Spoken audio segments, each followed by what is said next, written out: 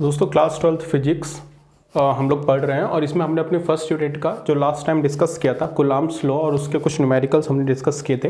तो आज जो हमारा टॉपिक रहेगा वो रहेगा Coulomb's law in vector form.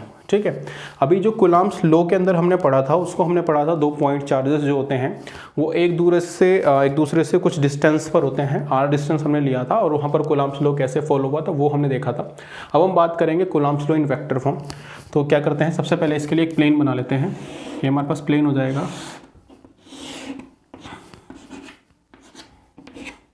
X Y और जेड प्लेन। तो यहाँ पर हमारे पास क्या है, दो पॉइंट चार्जेस हैं। एक पॉइंट चार्जेस हो गया Q1 और दूसरा पॉइंट चार्ज हो गया Q2। ठीक है, और मान लेते हैं ये इसका ओरिजिन हो गया और ओरिजिन से जो ये है जो आपका Q1 चार्ज है ये लेट सपोज R1 डिस्टेंस पर है। आप वेक्टर लगाएंगे, इसमें बिल्कुल आप डायरेक्शन वगैरह सबको फॉलो करेंगे। दूसरा हम मान लेंगे जो Q2 है वो यहाँ से R2 डिस्टेंस पर है। ठीक है, अब इनके बीच भी कुछ ना कुछ डिस्टेंस हो जाएगी, वो भी डिस्टेंस हम अभी क्या करेंगे, निकालेंगे कितना डिस्टेंस होगा। अब हम बात करते हैं लगने वाले फोर्स के बारे में। तो जो हमारा Q2 चार्ज होगा, इस Q2 चार्ज पर क्या होगा, इस Q1 की वजह से एक फोर्स लगेगा जिसकी डायरेक्शन जो होगी वो बाहर की तरफ होगी, ये डायरेक्शन होगी और ये फोर्स हो जाएगा आपके पास F। क्योंकि ये 2 पर लग रहा है 1 की वजह से, इसके लिए हम इसको पढ़ेंगे F21। ठीक है, एज इट इज़ एक फोर्स जो है वो इस Q1 पर भी लगेगा, इस Q2 की वजह से वो फोर्स हो जाएगा आपके पास F और 1 पर लग रहा है इसलिए 1, और किसकी वजह से लग रहा है, 2 की वजह से लग रहा है, इसलिए हम इसको कहेंगे 1 2। तो ये आपके पास दो फोर्स हो जाएंगे। उसके बाद हम बात करते हैं ये डिस्टेंस की। देखो ये वाली डिस्टेंस हम कैसे फाइंड कर सकते हैं, यहाँ से आप यहाँ तक की डिस्टेंस लेंगे और फिर अब आप यहाँ से यहाँ तक की डिस्टेंस लेंगे। तो ये फोर्स इस डायरेक्शन में लग रहा है, तो ये जो आपके पास डिस्टेंस हो जाएगी, ये डिस्टेंस हो जाएगी आपके पास R, और यहाँ पर मैं एरो इस साइड में लगाता हूँ तो ये डिस्टेंस हो जाएगी आपके पास R12। आप याद रखेंगे ये डिस्टेंस हो जाएगी R12। अच्छा, ये डिस्टेंस आप ऐसे भी ले सकते हैं, आप यहाँ से यहाँ जाएंगे और यहाँ से यहाँ जाएंगे तो रिजल्टेंट आपको ये मिलेगा। तो उस वाली कंडीशन में ये वाली डिस्टेंस और ये वाली डिस्टेंस, तब आपको डायरेक्शन इधर लेनी पड़ेगी और फोर्स की डायरेक्शन भी उधर ही है। तो ये फोर्स आपके पास हो जाएगा कितना, ये डिस्टेंस हो जाएगी R21। ठीक है, तो आप इन दोनों डिस्टेंस को ले लेंगे, ये वाली डिस्टेंस और ये वाली डिस्टेंस। तो ये वाली डिस्टेंस हो जाएगी अगर इसकी डायरेक्शन नीचे की तरफ है, क्योंकि अगर हमें ये वाला रिजल्टेंट निकालना है तो हमें ये डिस्टेंस और ये डिस्टेंस लेनी पड़ेगी। देखो इसकी डायरेक्शन भी इस साइड में है और आपने क्लास 11th में वेक्टर एडिशन पढ़ा है, तो रिजल्टेंट आपको यहाँ मिलेगा। बट अगर आप ये डिस्टेंस और ये वाली डिस्टेंस लेंगे जो इक्वल इसी की होगी, ठीक है, तब आपको ये वाला रिजल्टेंट मिलेगा और दोनों फोर्स आपको मिल जाएंगे। ठीक है, तो अब यही हम इसका यूज़ करेंगे। हम बात करते हैं कि जो फोर्स F12 होगा वो कितना होगा। क्योंकि अगर हम फोर्स F12 की बात करेंगे तो कूलम्ब लॉ के अकॉर्डिंग कितना हो जाएगा, 1/4 पाई F0, उसके बाद Q1 Q2 अपॉन। अब देखते हैं इन दोनों चार्जेस के बीच की डिस्टेंस कितनी हो जाएगी इस F12 फोर्स के लिए। तो वो डिस्टेंस हो जाएगी आपके पास कितना, R21। तो ध्यान रखेंगे इस साइड में जो डायरेक्शन है वो लेनी है आपको R21 और इसका लगाएंगे वेक्टर, आपको पता है इसका होता है स्क्वायर। साथ ही साथ हम यहाँ पर इसकी डायरेक्शन में लेकर चलेंगे तो इसकी डायरेक्शन हो जाएगी R21 और इसके ऊपर क्या लगा देंगे, ये आपका एक पोजीशन वेक्टर होता है, तो ये R21 हो जाएगा पोजीशन वेक्टर। ये भी आपको लेकर चलना है इक्वेशन फर्स्ट। बिल्कुल आप याद रखेंगे, अगर आप फोर्स 1-2 ले रहे हैं तो यहाँ पर डिस्टेंस जो आएगी वो आएगी 2-1, क्योंकि अगर हम बात करेंगे इस 1-2 फोर्स के लिए जो डायरेक्शन है किसकी, आपका जो डिस्टेंस है इसके बीच की, उसकी डायरेक्शन के साथ आपको लेनी है तो वो हो जाएगी R21। और जब आप फोर्स F21 लेंगे तो उसके लिए जो डायरेक्शन हो जाएगी वो हो जाएगी डिस्टेंस हो जाएगी आपके पास R12। तो एज इट इज़ हम निकालते हैं जो सेकंड फोर्स है हमारा, सेकंड फोर्स हो जाएगा F21। तो ये हो जाएगा 1/4 पाई F0 Q1 Q2 और इनके बीच की डिस्टेंस। तो आप देखोगे F21 फोर्स जो है आपके पास, ये F21 फोर्स है, तो इसके लिए जो आपके पास डिस्टेंस हो जाएगा वो डायरेक्शन के साथ हो जाएगी R12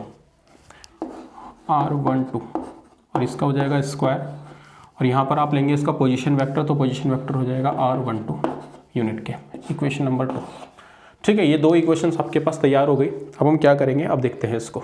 ठीक है, नाउ अगर आप देखते हैं कि जो ये डिस्टेंस है R12 और R21, ये दोनों आपस में क्या है, बराबर हैं। बस क्या है, साइन जो है या फिर इनकी जो डायरेक्शन है वो एक दूसरे के अपोजिट है। तो हम लिख सकते हैं कि R12 जो है वो किसके बराबर है, वो R21 के बराबर है। तो यहाँ लगा देंगे माइनस। माइनस ये शो कर रहा है कि ये जो डिस्टेंस है ये एक दूसरे के क्या है, अपोजिट है। बाकी इनकी जो डिस्टेंस है वो आपस में बराबर है। तो हम क्या कर सकते हैं, इसको हम इक्वेशन 3 ले लेंगे। नाउ इक्वेशन 3 इन फर्स्ट, तो हम क्या कर देंगे, जो इक्वेशन 3 है वो इक्वेशन फर्स्ट में पुट कर देते हैं। तो कितना हो जाएगा, F12 is equal to 1/4 pi epsilon naught, उसके बाद Q1 Q2 अपॉन कितना हो जाएगा आपके पास R21 का स्क्वायर, और R21 के स्क्वायर की जगह हम कितना लिख सकते हैं, R12, वो भी माइनस में R12 का स्क्वायर, और साथ ही पोजीशन वेक्टर भी लेंगे तो ये हो जाएगा आपके पास R12 की कैप। ठीक है, ये आपको क्लियर हो गया। हमने कुछ नहीं किया, अगर हम R12 को माइनस ऑफ R21 लिख रहे हैं तो R21 को भी तो हम माइनस ऑफ R12 लिख सकते हैं, तो वही हमने किया यहाँ पर। तो इसको सॉल्व करेंगे तो ये वाला जो माइनस है ये हम शुरू में लगा सकते हैं, ये हो जाएगा 1/4 pi epsilon naught Q1 Q2। अच्छा, यहाँ पर आप देखोगे कि ये माइनस है और माइनस का स्क्वायर क्या हो जाएगा, प्लस हो जाएगा, तो ये हो जाएगा आपके पास R12, साथ में आ जाएगा R12 का पोजीशन। ठीक है, ये हो गई आपकी इक्वेशन नंबर 3, ये निकल गया आपका F12। ठीक है, अगर आप ध्यान से देखोगे तो हमारे पास इक्वेशन 2 और इक्वेशन जो आपके पास थर्ड आई, इन दोनों सॉरी इक्वेशन 4 आप इसको लेंगे, थर्ड हम ऑलरेडी ले चुके हैं। तो इक्वेशन 4 को और इक्वेशन आप किसको देखते हैं, सेकंड को देखते हैं, तो लगभग सिमिलर आपको देखने को मिल रही है। तो हम क्या करेंगे, from equation second and fourth आप दोनों का यूज़ करेंगे। आपने लिखा F21 इज इक्वल टू, अब देखोगे ये पूरी की पूरी जो वैल्यू है वो इस इक्वेशंस की तरह है बिल्कुल, बस माइनस एक्स्ट्रा है तो आप माइनस लगाएंगे और इस पूरी वैल्यू की जगह आप कितना लिख देंगे, ये वाली वैल्यू लिख देंगे F12। तो आप देखेंगे कि ये जो दोनों के दोनों फोर्स हैं ये क्या है, एक दूसरे के बराबर हैं, बट क्या है, और माइनस साइन यहाँ पर ये शो कर रहा है कि इन दोनों की जो डायरेक्शन है वो क्या है, एक दूसरे के रिवर्स है। तो यहाँ से ये आपका जो वेक्टर लो है, कूलम्ब लो, जो आपका क्या हो जाता है, प्रूफ हो जाता है। आपको इतना एग्जाम के अंदर करना है। इसके अलावा इसकी एक एक्सटेंडेड फॉर्म भी है जो हम इसके अगले सेक्शन में अभी करेंगे। ठीक है, तो तब तक आप इसका क्या लीजिए, स्क्रीनशॉट ले लीजिए। अच्छा, इसके बाद हम क्या करते हैं, ये दो इक्वेशंस हमारी आ गई थी और हमने जो फोर्सेस हैं इक्वल एंड अपोजिट फोर्सेस वहाँ तक निकाल लिया था। अब आगे की तरफ चलते हैं, कूलम्ब्स लॉ एक्सटेंडेड फॉर्म। इसकी एक्सटेंडेड फॉर्म क्या होगी, एक्सटेंडेड फॉर्म, तो ये भी आपसे एग्जाम में पूछी जा सकती है और आप इसको ईजिली निकाल सकते हैं। तो हमारे पास क्या है, सबसे पहले हम ये देखते हैं कि हमारे पास जो ये यूनिट वेक्टर होता है इसका फॉर्मूला क्या होता है। सपोज मुझे इस यूनिट वेक्टर को क्या करना है, सॉल्व करना है, और मेरे पास r जो है वो यूनिट वेक्टर है, तो इसको हम कैसे निकालेंगे, वेक्टर r और साथ ही साथ हम क्या लेंगे, नीचे की तरफ लेंगे उसका मैग्नीट्यूड। ठीक है, सपोज आपके पास कोई वेक्टर यूनिट वेक्टर a है, उसको सॉल्व करेंगे हम, ऊपर आ जाएगा वेक्टर ऑफ a और नीचे हो जाएगा इसी वेक्टर का क्या, मैग्नीट्यूड। तो एज इट इज़ हम इस R21 को भी क्या कर सकते हैं, सॉल्व कर सकते हैं। तो ये R21 अगर हम सॉल्व करते हैं तो ये कितना हो जाएगा, देखो ये R21 हमारे पास हो जाएगा, अगर इसका यूनिट कैप को सॉल्व करते हैं तो ये पोजीशन वेक्टर को सॉल्व करेंगे तो ये हो जाएगा आपके पास R21 का वेक्टर और नीचे हो जाएगा इस R21 का मैग्नीट्यूड। तो ये हम निकालेंगे। अच्छा, और साथ ही साथ हम इस R21 को भी क्या कर सकते हैं, सॉल्व कर सकते हैं। कहाँ से, R21 हम निकाल सकते हैं यहाँ से। तो अगर हम निकालते हैं, देखो R21 कितना हो जाएगा, सबसे पहले आप देखो इन डायग्राम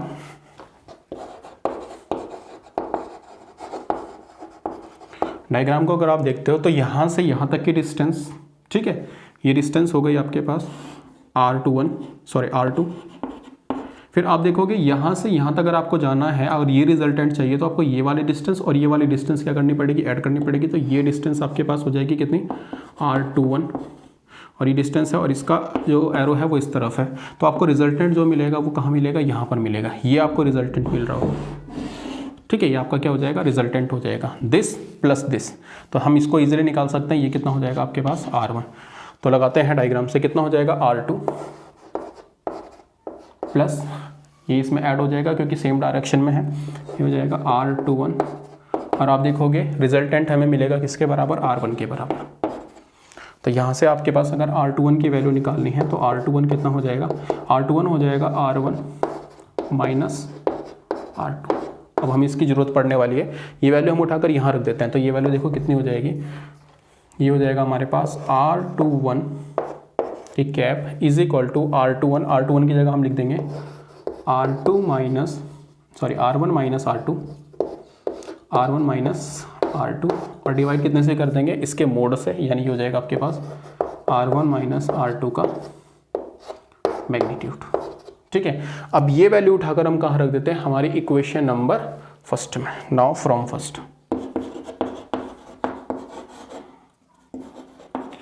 फ्रॉम फर्स्ट तो ये हो जाएगा हमारे पास F12 is equal to 1/4 pi epsilon naught Q1 Q2 upon, देखो R21 है और R21 की जगह अब आप कितना रखोगे, R21 की वैल्यू आप निकाल चुके हो, ये R1 माइनस R2, तो ये हो जाएगा R1 माइनस R2, इसका क्या है स्क्वायर इनटू, और साथ में हमारे पास कितना था R21, और R21 हम सॉल्व कर चुके हैं, तो R21 हमारे पास कितना है R1 माइनस R2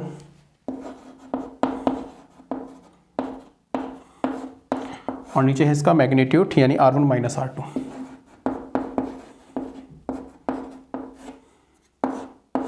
देखो ये भी इसका मैग्नीट्यूड है, ये भी आपके पास क्या था डिस्टेंस थी, ये भी एक मैग्नीट्यूड था और ये भी एक मैग्नीट्यूड था, तो यहाँ पर एक पावर है और ये दो पावर है, जुड़कर कितनी हो जाएगी 3 पावर हो जाएगी, तो ये हो जाएगा आपके पास F12 is equal to 1/4 pi epsilon naught Q1 Q2 upon R1 minus R2, पहले स्क्वायर था, एक पावर और यहाँ से मिल जाएगी तो ये क्यूब हो जाएगा, और ऊपर आपके पास कितना बच रहा होगा R1 माइनस R2। ठीक है, तो ये आपके पास क्या हो जाएगा, ये आपके पास पूरा इसकी एक्सपेंडेड फॉर्म आ जाएगी। जो हमारे पास फोर्स कितना है F12 की एक्सपेंडेड फॉर्म आपके पास ये हो जाएगी वेक्टर लॉ के लिए। सेम एज इट इज़ आप किसके लिए निकाल सकते हैं, सिमिलरली आप निकाल सकते हैं किसके लिए, F21 के लिए भी, वो हम निकालेंगे अपने अगले सेक्शन में, आप इसका स्क्रीनशॉट लीजिए।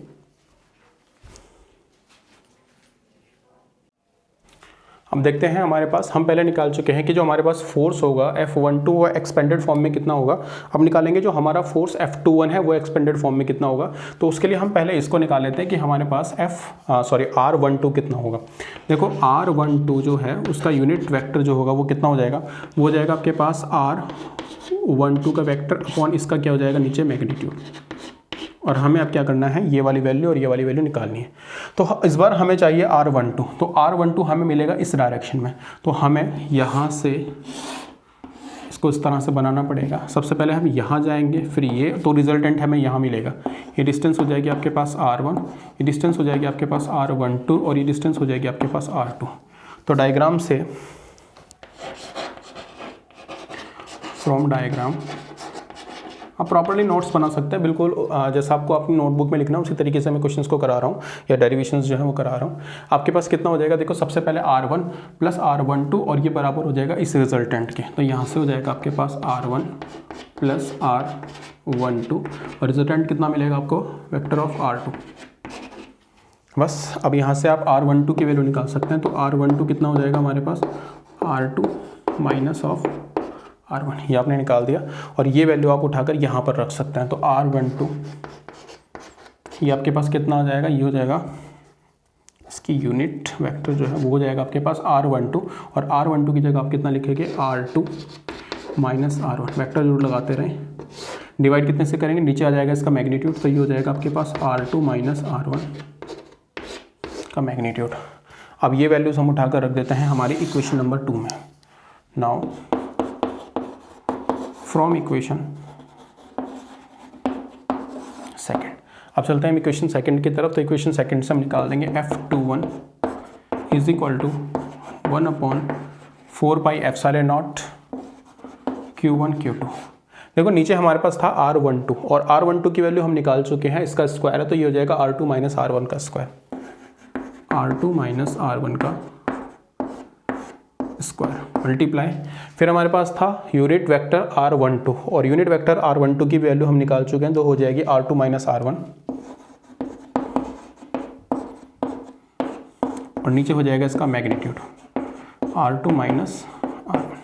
देखो ये भी मैग्नीट्यूड है और ये भी मैग्नीट्यूड है, ये पावर 2 है और नीचे पावर कितनी है 1 है, ये दोनों क्या हो जाएंगे, ऐड हो जाएंगे, हो जाएगा 1/4 pi epsilon naught Q1 Q2 upon R2 minus R1 का होल क्यूब, यहाँ पर पावर 2 और ये पावर 1 और साथ में आपके पास ऊपर बच जाएगा R2 माइनस R1, ये हो जाएगा आपके पास फोर्स ऑफ 2 1।